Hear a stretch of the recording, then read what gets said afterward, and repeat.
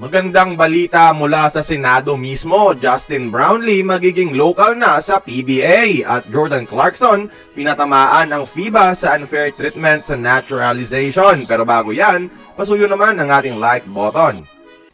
Isa sa mga issues sa PBA ngayon ay ang hindi pagtanggap bilang local sa mga naturalized players natin kahit nakasaad sa ilalim ng ating sandigang batas na ganap na Pinoy na sila.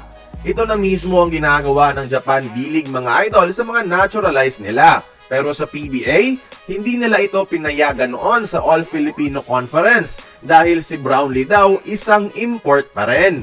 At dito na pumasok ang Senado mga idol.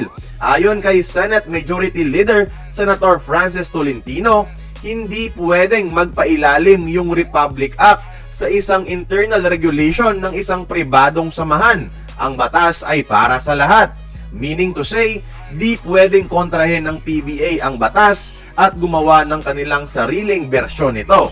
Dapat equally na-apply ang karapatang ito sa mga Filipino citizens, kabilang na ang mga naturalized. Ayon sa Senado, ang batas ng PBA hindi pwedeng mangibabaw sa national law. Kaya hihigpitan na ngayon ng mismong Senado ang PBA na pag-aralan muli ang batas na ito at baguhin sa lalong madaling panahon pagkat isa itong uri ng diskriminasyon sa mga naturalized na lumaban din naman para sa ating bansa. At ngayon, ongoing na ang pagsusuri sa liga. In no time mga idol, makikita na natin bilang local si Brownlee sa PBA at pwede na niyang tapusin ang kanyang legendary career dito sa bansa hanggang kailan niya gusto bilang Pilipino. Magbubukas din ito ng pinto kay Angelo Kwame na manirahan na dito sa PBA. Sayang lang dahil di ito naabutan ni Kuya Andre Blatch.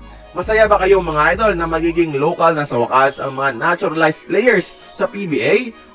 Samantala, pinatamaan naman ni Jordan Clarkson ang FIBA sa pagiging unfair nito. Sa isang interview, sinabi na mismo ni JC sa NBA na willing pa siyang maglaro sa Gilas sa next World Cup under Coach Tim Cone. Pero mas maganda daw sana if payagan na siya bilang local. Anya pa ni Clarkson mga idol, bakit ang ibang bansa, kagaya ng Qatar, tigtatatlo o apat ang mga pure foreigners na pinapayagan maglaro bilang local? Habang siya kahit proven na half Pinoy, naturalized pa rin ang turing. Sinabi pa ng former 6th Man of the Year na kapag may upcoming tournaments ang Gilas sa off-season ng NBA, ready daw siyang mag-represent muli sa atin, maghihintay lang ng tawag ng SBP. Kaya kayong mga idol, gusto nyo rin pa ba makita si Jordan Clarkson sa Gilas Pilipinas? Join the conversation, magkomento lamang sa ibaba.